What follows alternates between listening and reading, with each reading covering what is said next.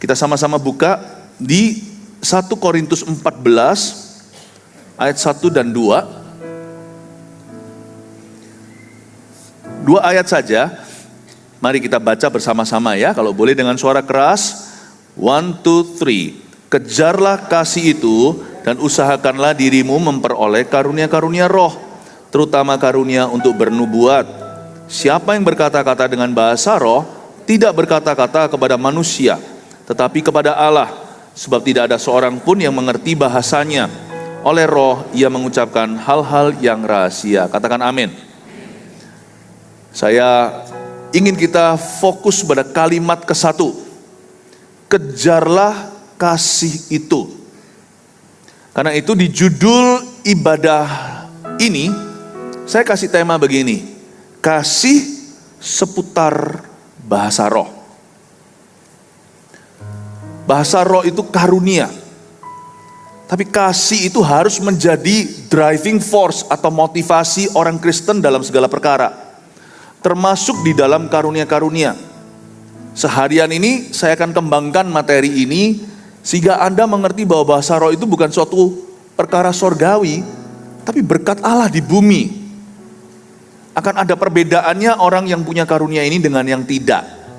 Pasti ada benefit, pasti ada yang namanya berkat yang Tuhan taruh di dalam berbahasa lidah.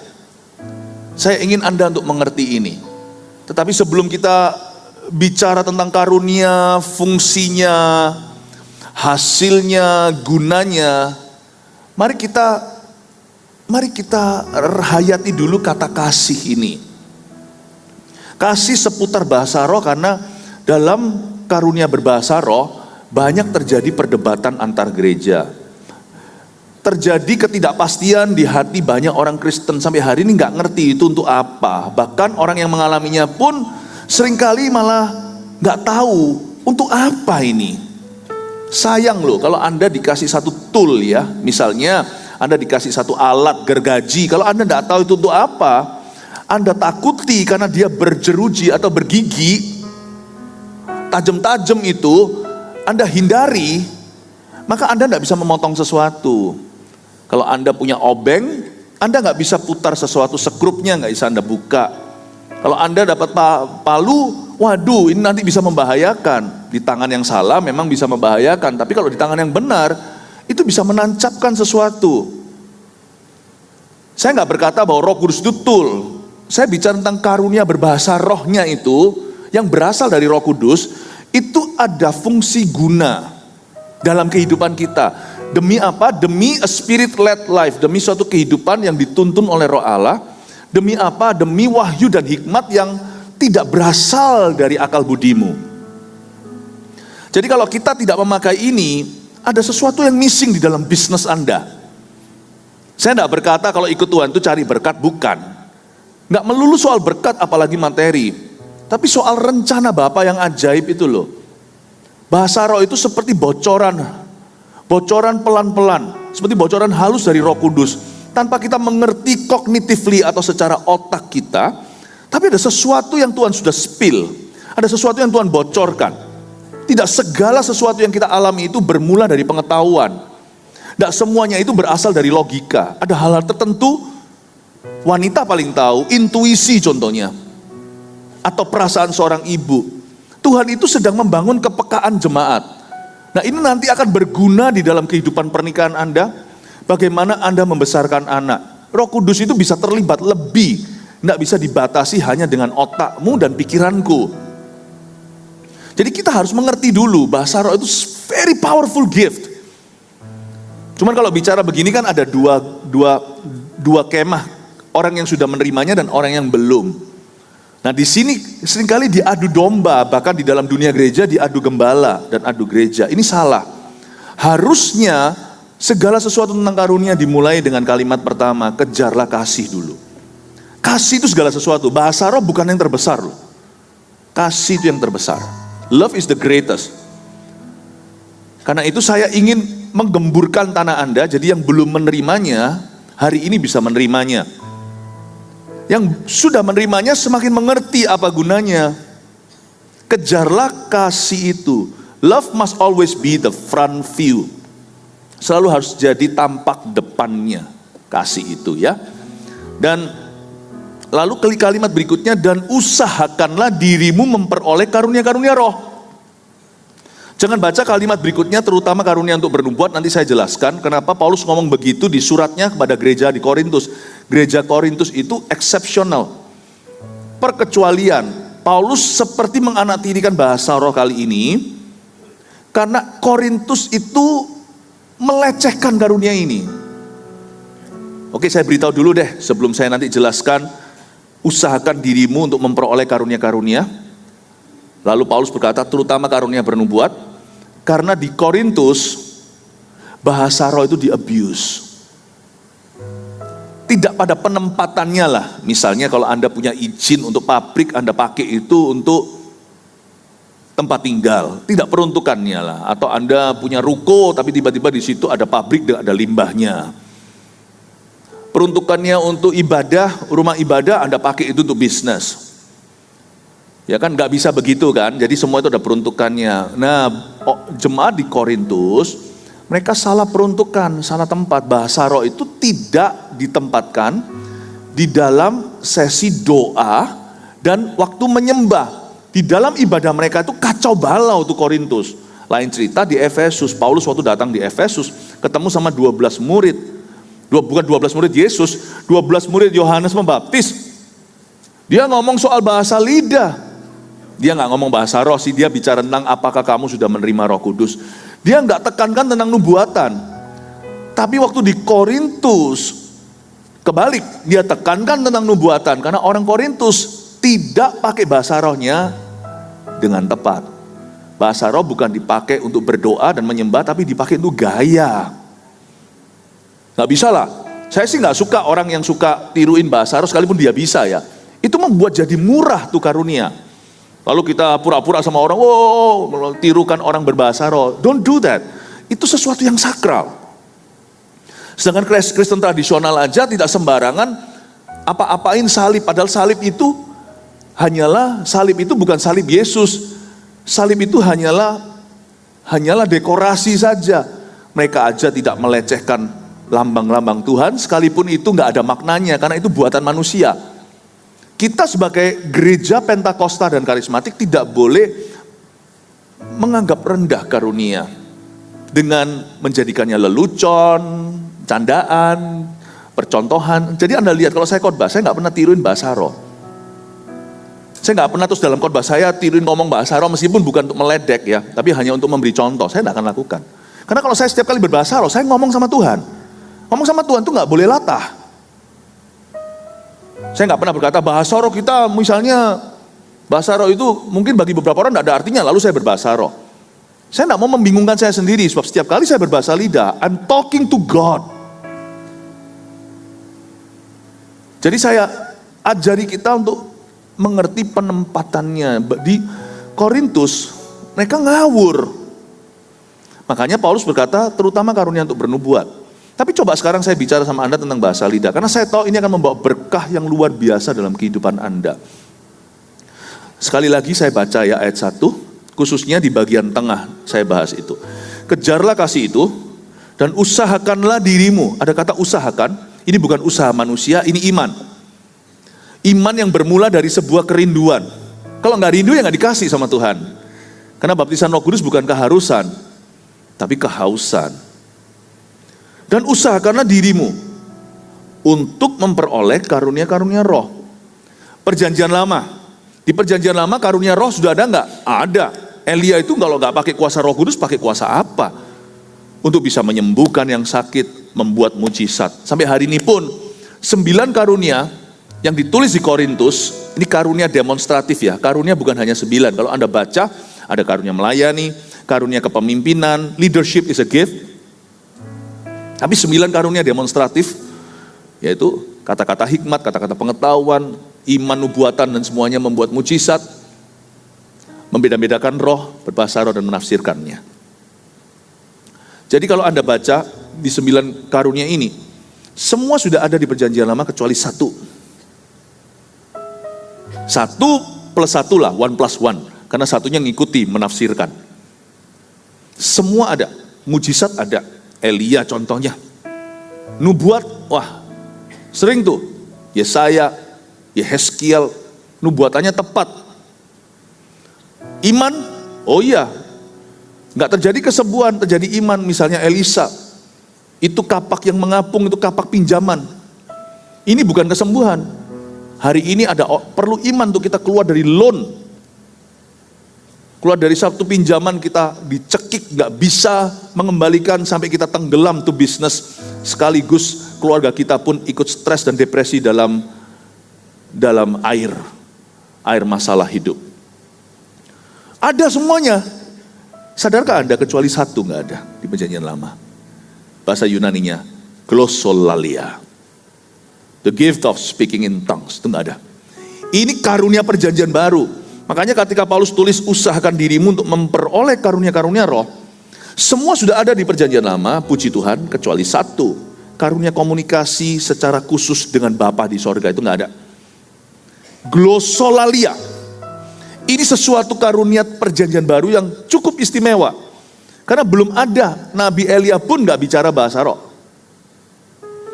Karena Roh Kudus belum dicurahkan ke atas semua manusia, bukan berarti mereka belum kepenuhan. Maksudnya zaman itu beda cara kerja Allah. Tirai belum robek dari atas ke bawah. Jadi Roh Kudus dicurahkan dalam measure atau dalam takaran yang lebih hanya kepada imam, itu pun hanya imam besar, raja-raja yang diurapi, yang dipilih seperti Raja Daud dan Salomo, dan juga para nabi. Zaman itu cuman ini 3. Tapi sekarang anakmu akan bernubuat, terunamu melihat, orang tua mimpi. Tuhan curahkan rohnya upon all flesh, bahasa Inggrisnya, atas setiap manusia. Lalu glossolalia ini apa istimewanya? Coba ya, saya nggak usah buka ayatnya, kita fokus saja di 2 ini, tapi saya coba untuk gali.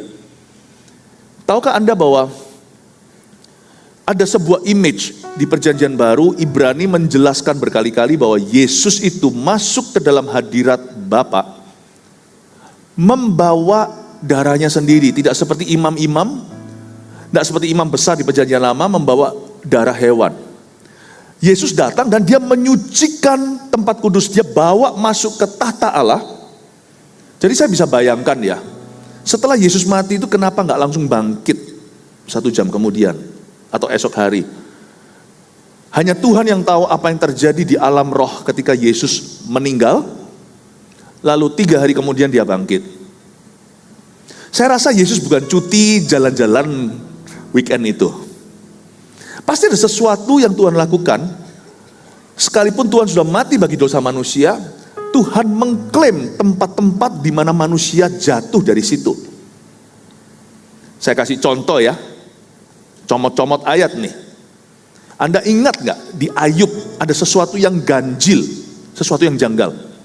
Waktu malaikat-malaikat kumpul di hadirat Allah di suatu tempat yang sakral, tiba-tiba muncul iblis di situ. Dan iblis itu ditanya sama Tuhan, kamu dari mana? Bukan Tuhan nggak tahu, tapi Tuhan suruh dia tanggung jawab sama Tuhan. Dari keliling dunia. Lalu bergulirlah cerita, sudahkah kau lihat hambaku Ayub? Saya merasa agak sedikit ganjel di sini, mengganjal di hati. Kok dia ada di tempat kudus ya? Kok dia ada di seat VIP di musyawarah itu? Dengan malaikat-malaikat kudus Allah. Ini kan malaikat jatuh, Lucifer ada di sana. Tiba-tiba pikiran saya itu seperti digiring untuk lebih mengerti bahwa tempat itu harusnya tempat Adam. Tapi VIP card-nya atau apa namanya itu kalau kita masuk ke kantor itu untuk akses card-nya itu sudah diserah tangankan. Karena Adam berjudi, dia harus berikan karena dia kalah. Yang diminta oleh setan adalah akses ke tempat kudus. Manusia jatuh dari situ, iblis masuk pakai akses card-nya.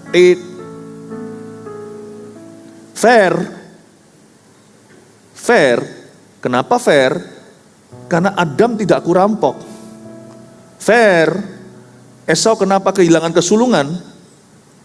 Karena dia memang tukarkan, terjadi trading di situ. demi semangkuk kacang merah. Aku beli dari dia. Kamu ambil produkku yaitu dosa, ya kamu kasih privilege-mu atau hakmu kepadaku. Makanya setan ada di situ. Hal-hal seperti ini mengganggu, sehingga manusia nggak bisa berdoa tanpa diintersepsi.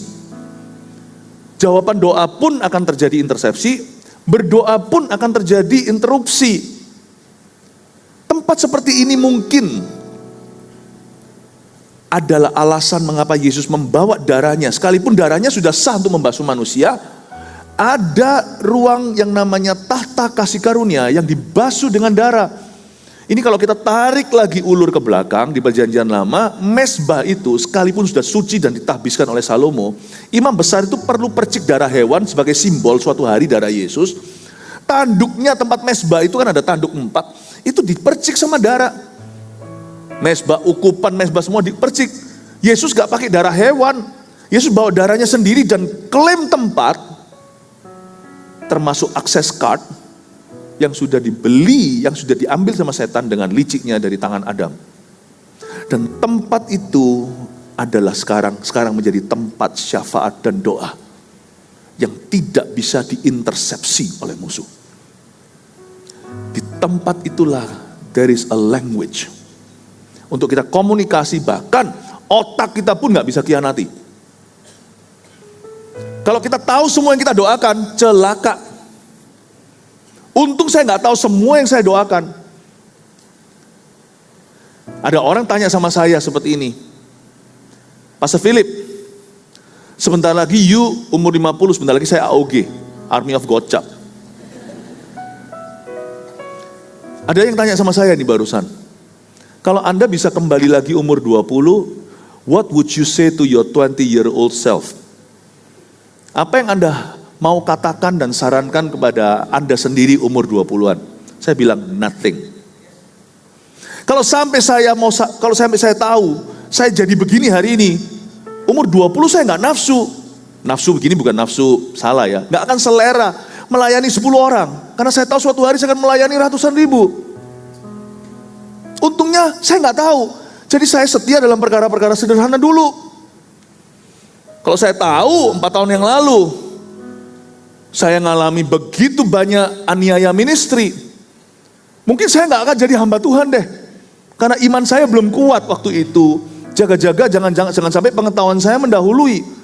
Waduh, kalau saya tahu nanti saya disembeli di tahun 2000, sebelum menjelang 2020 itu, saya pasti nggak mau jadi pendeta, saya nggak mau jadi gembala.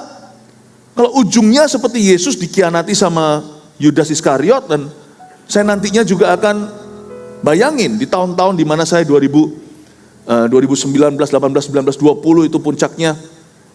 Anak-anak didik saya beberapa, untungnya cuma 1, 2, 3. Saya yang jodohkan, yang nikahkan. Dia terima baptisan Roh Kudus juga di dalam pelayanan saya. Bahkan beberapa bertobat. Itu yang langgar saya. Saya masih ingat kok, saya ngomong gini ini karena sudah lewat. Orang-orangnya nggak ada di sini, jadi saya cerita nggak apa-apa ya, nggak curcol, nggak curhat, karena saya nggak konseling, karena ini sudah lewat. Saya duduk di tempat kursi, selalu biasa sebagai gembala di situ untuk sebelum di suatu tempat itu saya disuruh minggir. Saya tahu nggak ada kursi VIP, jadi saya jaga hati. Permisi, Ko Philip, kamu nggak boleh di sini, sana. Itu anak didikku. Saya bilang sama dia, saya lihatin dia dengan terbelalak awalnya karena saya manusia. Tapi untungnya manusia roh saya menang, manusia daging saya kalah. Saya nurut baik, dengan rendah hati saya nurut, saya minggir. Dia suruh salah satu orang dalam pelayanan beritahu sama saya, minggir, Ko Philip, minggir, you nggak boleh di sini. Saya liatin dari jauh. Kamu kalau bukan karena aku, mana bisa lu punya istri hari ini? Gitulah, bukan saya yang ngasih dia istri, bukan, cuman saya yang jodohkan. Kalau saya tahu itu akan terjadi, zaman saya KKR, dia ada di dalam itu sudah saya sembeli dia. Untungnya saya berbahasa roh, saya nggak ngerti di otak saya bahwa dia akan khianati, jadi saya berkati dia, dan nanti setelah dia berbuat jahat, saya berkati dia lagi. Saya berkata, oke. Saya berkata, God bless you. Saya minggir. Kalau saya tahu segala sesuatu, ngeri. Saya nggak akan berakhir di sini waktu saya umur 50. Karena saya pasti akan ralat jalan hidup saya akan rekayasa. Nggak akan mampir saya ke hadirat Allah. Nggak mungkin saya akan mengalami rencana Bapak. Nanti rencana Philip Mantova yang terjadi. Dan itu ngeri kalau rencana saya sendiri. Pasti saya nggak jadi seperti yang Tuhan kehendaki. Thank God that I spoke in tongues all the way. Mempersiapkan saya sebelum suka maupun duka saya alami. Otak saya nggak perlu tahu semua kecuali perencanaan dan tanggung jawab saya yang menjadi bagian peran saya persiapkan dengan baiknya, sebaik-baiknya secara akal budi. Tapi untung selama puluhan tahun itu I've been speaking to God. Saya bicara kepada Tuhan dan Tuhan bicara kepada saya tanpa saya harus menerjemahkan semua hari ini. Meskipun saya menafsirkannya perlahan-lahan dalam hidup saya lewat tuntunan setiap waktu. Karunia Roh Kudus itu membuat hati kita ready dulu sebelum otak kita. Spirit kita itu siap untuk menerima apapun yang baik maupun yang nampak buruk. Karena waktu kita berbahasa roh, kita berserah dan kita serahkan ke Tuhan. Dan kita akhirnya mengalami yang disebut dengan tuntunan di atas perencanaan kita sendiri. Tuntunan yang maha kuasa. Makanya bahasa roh itu sangat penting untuk a spirit-led life, hidup yang dituntun sama Roh Kudus. Membuat kita tidak bias, tidak bias. Membuat kita tidak ancang-ancang dulu. Tapi membuka diri untuk dituntun melebihi akal budi kita hari ini. Amin Bapak Ibu Saudara. Jadi waktu saya ditanya, Pastor Philip kalau nanti Anda bisa ngomong kembali dengan dirimu, kalau diizinkan misalnya rewind waktu, Anda bisa bicara dengan Anda sendiri di umur 20, Anda mau ngomong apa? Saya enggak, I will not talk to myself. Saya jawab dia gini, saya enggak akan bicara pada diri saya sendiri. Saya akan lakukan apa yang saya sudah lakukan. Apa itu Pastor Philip? Speaking to God and speaking in tongues. Bicara ke Tuhan dan bicara dalam bahasa roh. Karena saya tidak percaya diri saya sendiri. Karena saya tahu Tuhan yang tahu lebih, melebihi pengetahuanku hari ini. Bahasa roh itu speaking to God. Dan Yesus beli itu. Bukan Yesus beli, Yesus klaim kembali. Yesus sucikan tempat itu, diperciki dengan darah sendiri. Dan tempat itu menjadi tempat musyawarah Allah, di mana kita akan bersekutu dengan Allah Bapa, Putra, Roh Kudus dalam sebuah bahasa di dunia ini yang otak kita sendiri gak bisa khianati. Luar biasanya bahasa lidah itu. It's so powerful. Amin. Kamu usahakan untuk memperoleh karunia-karunia roh. Jadi ada kaki Dian, menorah ya. Saya kasih pengetahuan. Menorah itu kakinya ada yang 7, ada yang 9. 7 itu punya Musa, 9 itu punya Daud. 7 lambang sempurna, itu lampu. Gak usah percaya superstisi. Tapi ini lambang-lambang simbolik-simbolik di perjanjian lama tentang karya Roh Kudus. Tapi di Daud ditambahkan tabernakel Musa dan tabernakel Daud beda 2. Tabernakel Musa lebih fokus ke kesempurnaan Roh Kudus. Tabernakel Daud lebih secara profetik karena Daud juga seorang nabi, bahwa nanti akan ada 9. Paulus pun menuliskan 9 karunia, 9 buah. 1 buah sih, 9 rasa. Nano-nano rasanya kasih, sukacita, damai sejahtera. Dari 9 ini, taruhlah saya ambil yang tabernakel Daud, 9 ini. Tahukah pada waktu Yesus naik ke sorga, berikutnya karunia pertama yang dipulihkan atau lebih tepatnya yang diciptakan di perjanjian baru itu tengah. Setelah tengah itu nyala lampunya, nyala, kiri kanan pun mulai terjadi kesembuhan di gerbang indah. Agabus bernubuat, Paulus membangkitkan orang mati, mujizat itu pulih. Seperti yang tengah nyala dulu lampunya, nyalakan, nyala semuanya. Yang tengah itu namanya glossolalia, the first one yang dicurahkan. Pentakosta 10 hari kemudian berbahasa roh lah mereka. Itulah sebabnya ketika kita itu mengalami baptisan Roh Kudus, kuasa, ini baptisan kuasa, karunia lain mulai bermunculan dalam hidup kita. Saya alami yang sama. Pertama-tama tuh saya mengalami karunia berbahasa lidah. Itu semua karunia yang lain tiba-tiba menyusul dalam hidupku. Meskipun sebelum itu beberapa karunia lain sudah bermunculan, yaitu karunia melayani, leadership dan sebagainya. Tetapi ada karunia yang sifatnya supranatural. Itu seperti dimensi yang dibukakan.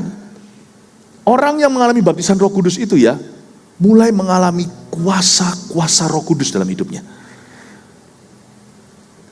Jadi kita mesti ngerti ini. Mesti ngerti. Tetapi hati-hati. Jangan pernah berkata begini. Kalau orang tidak berbahasa lidah, kamu belum punya Roh Kudus.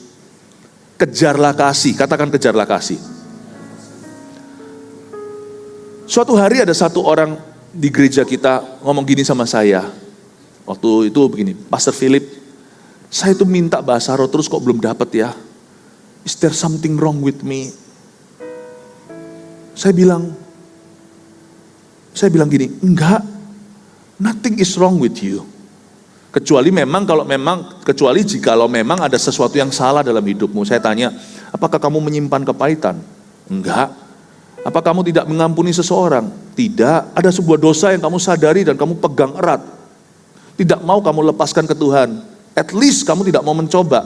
Enggak. Ya sudah. Yang saya tanya tadi itu semuanya buah. Tidak bisa kamu merasa diri, pasti ada sesuatu yang salah. Gara-gara Anda tidak berbahasa lidah. Tapi Pastor Philip, berarti Roh Kudus belum ada di dalam diri saya. Saya tanya, Yesus siapa? Tuhan. Roh Kudus itu. Kalau kamu ngomong itu dengan tulus, Yohanes dalam suratnya berkata, tak seorang pun bisa berkata Yesus adalah Tuhan, kecuali karena Roh Allah. Jadi kita harus hati-hati. Kejarlah kasih itu berarti dua sisi. Sisi kita dulu karena kita gereja karismatik dan pentakosta. Janganlah Anda melihat orang yang tidak berbahasa roh, lalu Anda merendahkan. Jangan pernah kita merasa bahwa dia gak punya Roh Kudus, atau Roh Kudus di dalam diriku lebih banyak. Roh Kudusnya lebih gede. By the way, Roh Kudus itu gak ada size-nya, SML. Roh Kudus itu Allah, dan dia bukan fisik. Karena dikatakan di dalam Alkitab, Allah adalah roh. Di mana ada roh Allah, di situ ada kemerdekaan.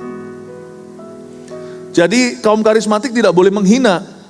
Kasih dari kemah kita itu berarti kita itu menganggap mereka setara. Asal Yesusmu adalah Yesusku. Jadi kalau doktrin Yesusnya benar, Yesus bukanlah bagi orang itu bukanlah anak Allah yang diciptakan. Kalau seperti itu berarti dia saksi Yehova. Kalau Yesusmu adalah pencipta dan dia penebus juru selamatmu juga, maka Yesusku juga itu shake hand. Kau dan aku, kita bersaudara. Seperti orang Manado katakan, torang semua basudara. Kita bersaudara. Jangan sampai doktrin Roh Kudus memecah belah. Jangan sampai kasih itu tidak memecah. Makanya dari sisi kita kaum karismatik dulu, kalau kita melihat ada kaum konservatif, Kristen yang tradisional misalkan, atau yang tidak percaya bahasa lidah, apa-apa. Enggak apa-apa kata orang Jawa. It's okay. Let's not quarrel about it. Nggak usah berantem soal itu. Kalau kita berantem tentang itu, setan yang tertawa. Jangan sampai keluarga jadi pecah belah gara-gara itu. Asal Yesusmu dan Yesusku satu. Paham ya? Tapi sebaliknya saya juga nggak mau disebut sesat karena saya berbahasa roh. Itu terlalu berat. Itu tuduhan terlalu berat. Sesat itu kalau doktrin Kristusnya beda. Kalau hari ini saya tiba-tiba bilang begini, yang disalib di kayu salib itu bukan Yesus, itu hanya rohnya. Wah, itu berarti orang itu menyangkali bahwa Yesus datang sebagai manusia. Atau sebaliknya, ketuhanan Yesus yang digoyang. Yesus bukan satu-satunya Tuhan. Nah, cilaka. Atau Yesus itu memang juru selamat. Wah, ini tricky nih, ini menjebak. Dia memang juru selamat, tapi dia itu diciptakan. Yehova lah Allah. Yesus bukan. Yesus itu juga ilahi, tapi dia bukan pencipta. Dia ilahi dalam arti, dia ini penghulunya malaikat. Yesus ini kokonya lah Mikael. Ciptaan pertama, ciptaan Allah yang sulung di dunia. Ngawur. Nah, sebutlah saya sesat. Sebutlah kami sesat jikalau kami percaya itu. Tapi kalau saya percaya bahwa baptisan Roh Kudus datang dengan tanda berbahasa roh, itu tidak akan mempengaruhi keselamatan kalau kita beda pandangan. Gereja ini punya pandangan begini.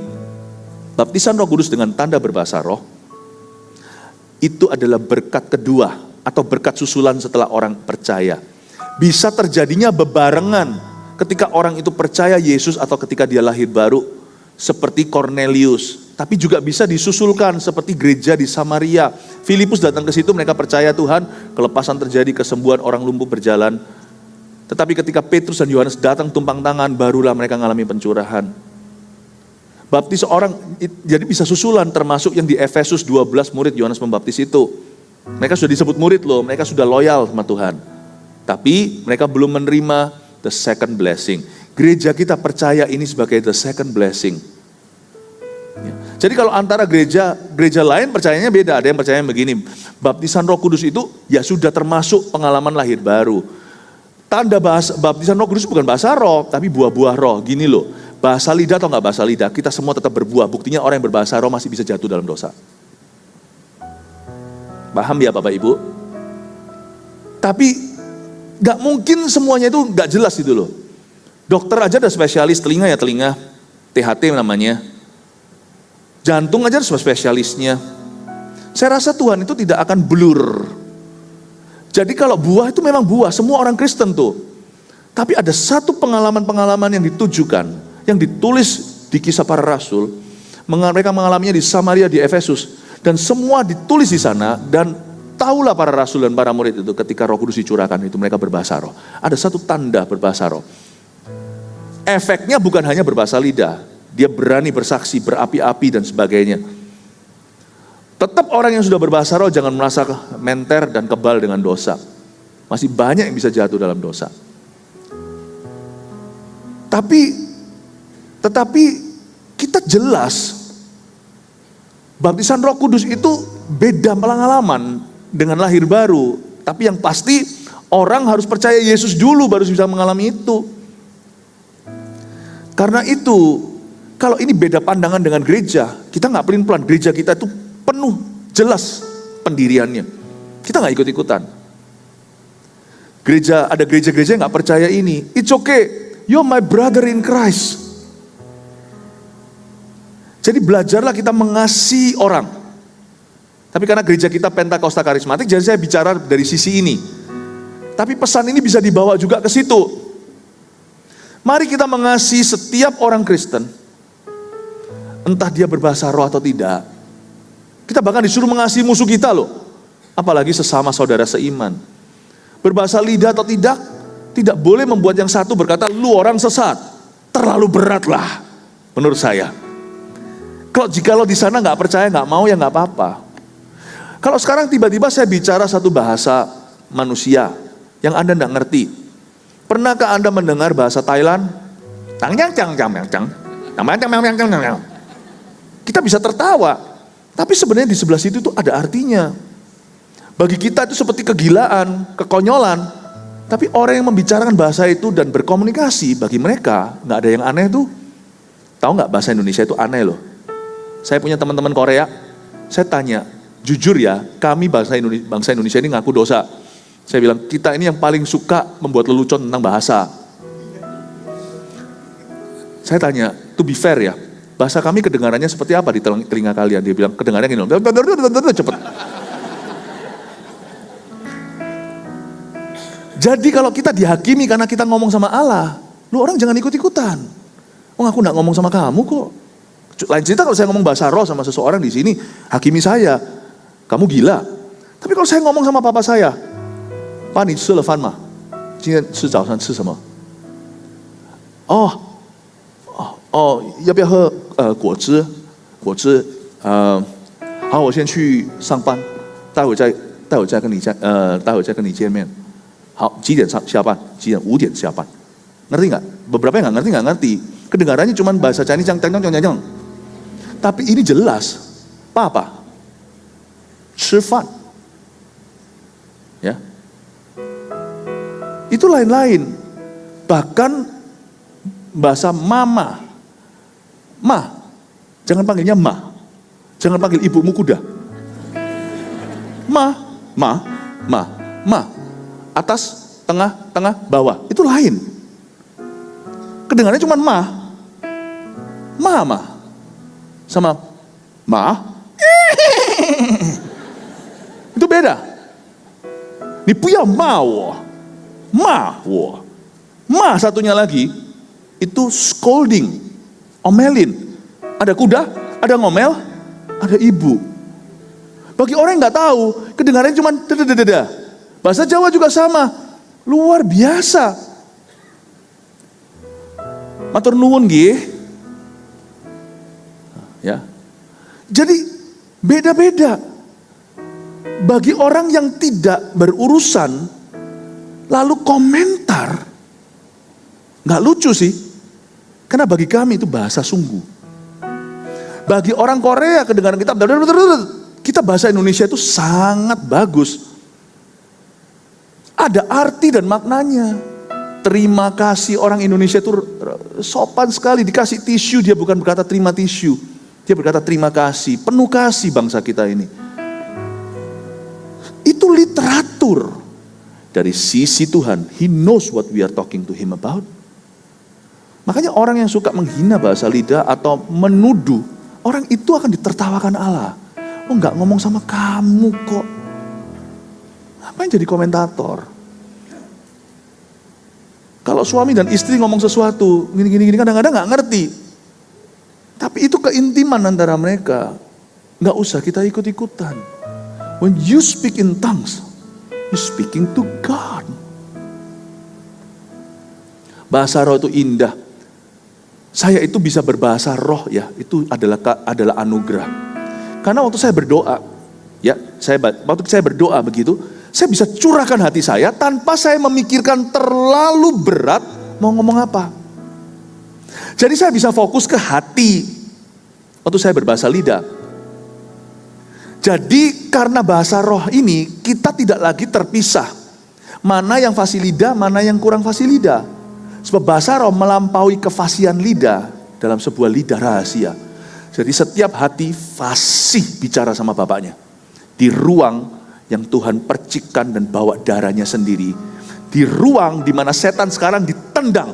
Setelah perjanjian baru dan pencurahan Roh Kudus, Ayub pasal 1 gak akan pernah terulang. Karena tempat itu sekarang tempat gereja perjanjian baru. Kasih tepuk tangan untuk Tuhan.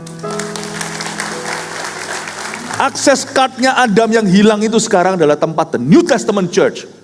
Speaking in tongues, praying to God, tidak bisa diintersepsi. Ayub 1 gak akan terulang. Tempat itu sudah dibeli dengan darah yang mahal. Itulah sebabnya ketika saya berbahasa roh, saya nggak lewat tingkap-tingkap, langsung ke tahta saya bicara. Doa saya sempurna karena saya nggak tahu apa yang saya doakan. Roh Kudus yang berdoa melalui saya, tapi tidak kesurupan. Kita nggak tiba-tiba, nggak bisa berhenti. Kalau ada lihat orang bahasa roh nggak bisa berhenti, something is wrong dengan dia. Roh Kudus bekerja sama, Roma 8. Dan Roh Kudus membantu kita saat kita nggak tahu atau saat kita lemah tidak tahu bagaimana berdoa. Tempat itu sekarang sudah dibeli dengan darah. Setan itu di Ayub 1 udah ditendang keluar. Get out of the third heaven. Keluar dari bagian titik itu sorga di mana ada musyawarah Allah. Di situ sekarang tempatnya menjadi tempat perjanjian baru, gereja perjanjian baru untuk bersekutu dengan Allah. Bukan doa akal budi saja. Tapi khususnya waktu doa bahasa roh, kita tuh langsung komunikasi dengan Bapak. Apa yang kita komunikasikan, nanti ibadah-ibadah berikutnya terlalu banyak untuk saya borong semua dalam satu kebaktian. Tapi intinya adalah kita mengucapkan hal-hal yang rahasia. Mari kita baca ayat 2. Siapa yang berkata-kata dengan bahasa roh tidak berkata-kata kepada manusia, tetapi kepada Allah. Sebab tidak ada seorang pun yang mengerti bahasanya. Oleh roh itu ia mengucapkan hal-hal yang rahasia. Oh my goodness, kalau saya berbahasa roh, saya berdoa, saya gak perlu lagi mikir next ngomong apa. Ada tempatnya untuk berdoa akal budi, di ibadah berikutnya nanti, berikut ini saya akan jelaskan. Tapi izinkan saya fokus ke bahasa roh dulu. Waktu kita berdoa, sekalipun kita gak ngomong bahasa lidah from end to end, tetap kita akan melibatkan akal budi kita, menyanyi dengan akal pula. Tapi waktu saya berbahasa roh bersyafaat, saya mengucapkan perkara-perkara yang rahasia. Otak saya nggak tahu, tapi hati saya merasa ada sesuatu yang saya doakan.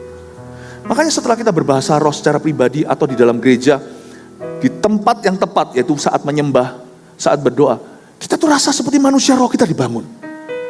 Kayak kita itu gak tahu. Ada sesuatu dibangun, seperti orang nge-gym gitu. Besok lusa, kerasa seperti jarum-jarumnya. Tapi jarum-jarumnya itu bukan lesu.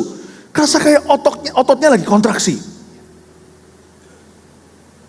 Saya rasa ada sesuatu dalam roh saya sedang kontraksi. Mempersiapkan saya untuk sesuatu yang saya gak tahu. Meskipun saya juga doakan rencana saya yang saya ketahui. Tapi saya merasakan plong. Hati saya itu seperti damai sejahtera. Seperti berani gitu loh. Ayo apapun. Rencana sudah kutaruh ke kaki Tuhan. Sekarang tangan Tuhan mau merendah sesuatu rencana yang saya gak ngerti. Tapi rohku sudah dipersiapkan ke situ. Luar biasa that feeling. Waktu kita bicara tentang hal-hal yang rahasia. Apa itu hal-hal yang rahasia?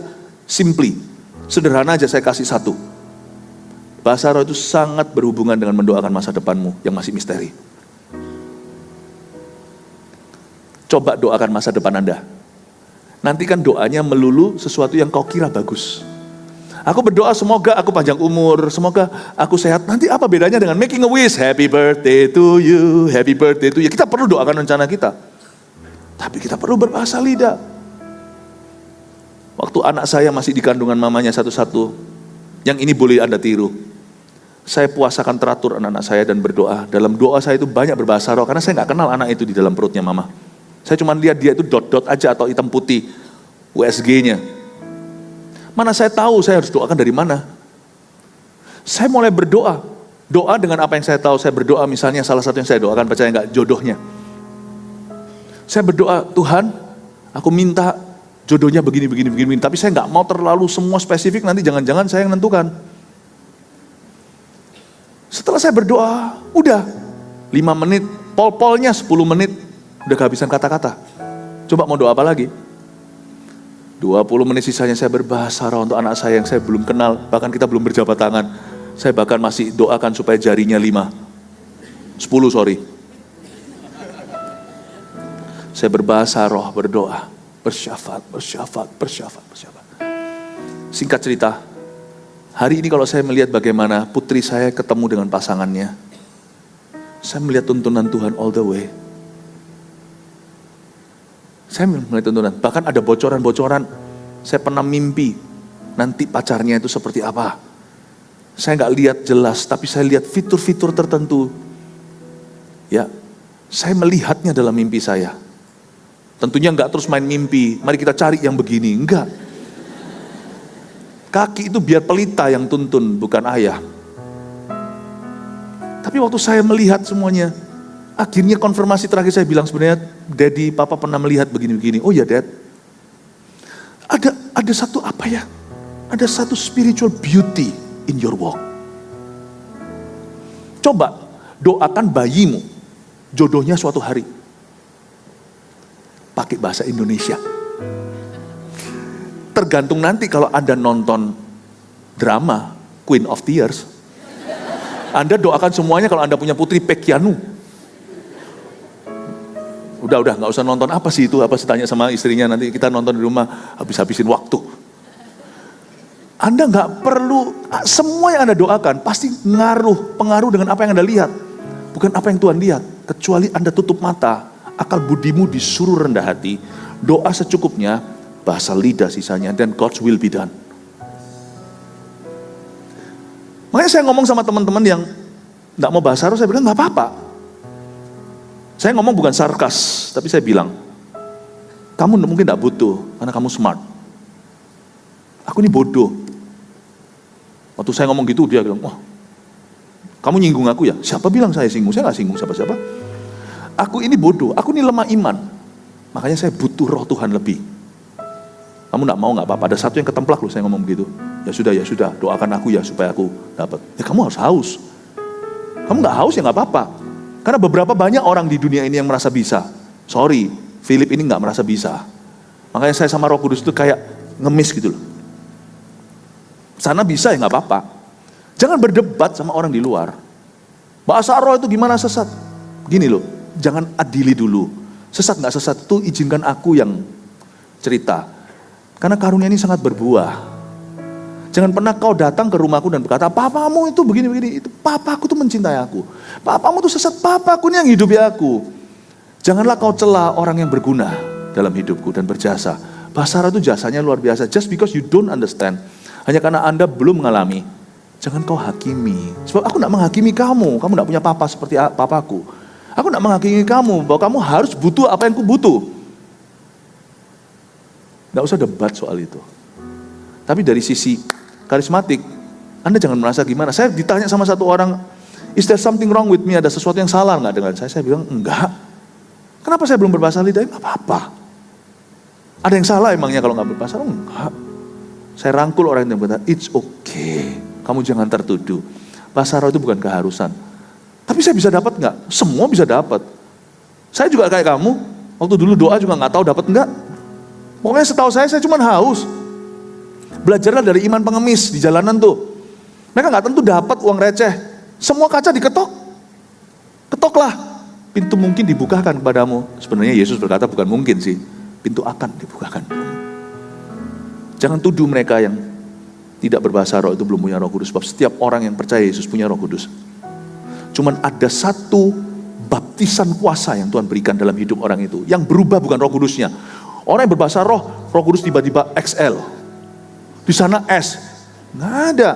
Yang beda bukan Roh Kudusnya. Waktu Anda dibaptis Roh Kudus dengan tanda berbahasa lidah, yang berubah itu Andanya. Bukan Roh Allah. Nangkap ini ya Bapak Ibu Saudara. Semoga kau dapatkan bahasa roh dengan ini berguna dalam hidupmu. Gereja kita itu sangat logis. Kita nggak hanya berbahasa roh lalu habis itu nggak ngerti gimana handle karunia seperti gereja Korintus. Kami bisa menjelaskan bahasa roh itu untuk apa. Dan kami tahu dengan jelas penempatannya di mana. Lihat, dari tadi saya berkhotbah, adakah saya berbahasa lidah? Bukankah saya menafsirkan bahasa lidah kita tadi bersama-sama untuk kita menyembah? Saya berharap Anda semua bertumbuh, dan semoga bisnis, karir Anda, keluarga Anda, rumah tanggamu dituntun dekat oleh Roh Kudus. Berikan tepuk tangan untuk Tuhan Yesus.